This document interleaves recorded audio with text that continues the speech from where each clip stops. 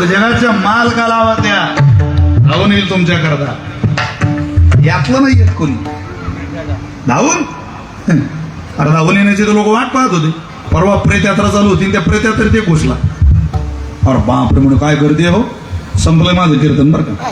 काय गर्दी, कोण वारलो तुम्हाला? ते 4 खांद्यांच्या जो वरती आहे ना, माझ्या अंदाजानं तोच वारला. आणि म्हणजे तुला उत्तर देता येतं का, कळतं का तुला काही? तो पुढे गेला, कोण वारलं कोण वारलं कोण वारलं. समोर एक जण चालत होता, त्याच्या उजव्या हातात मडकं, डाव्या हातात कुत्रं होतं. कोण? राम राम राम राम. कोण वारलं?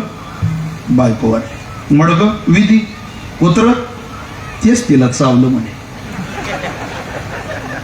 आता इतक्या अडचणीच्या काळात आपल्या मदतीला जो धावून येतो त्याला घरी कसं ठेवू, म्हणून मी आपलं सोबत आणलं त्याला. तो विचारायला आलेला म्हणे, का हो कुत्र तर कामाचा आहे राजा आहे, तुम्ही 2-3 दिवस आपल्याला कुत्र द्या. तो म्हणे याला झाला का तू, हे मागच्या अंत्यविधीला नाही निम्मे कुत्र्यानेच येलाय, तो रांगेत उभा राहा फक्त. रांगेत दुःख मिटवण्याची लोक वाट पाहताय, मिटत नाही.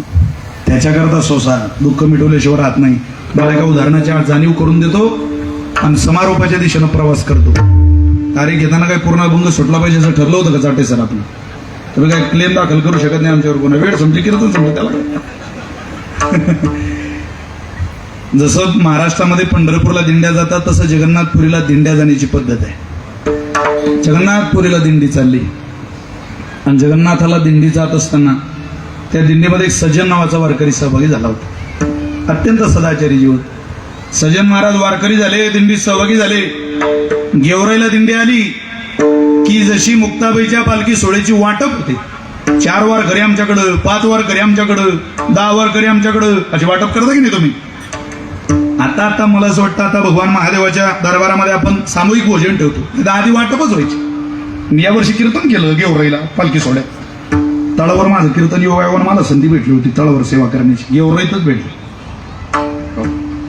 काय झालं, तसं मुक्कामाची पद्धत तिथं अशी का वाटप व्हायची.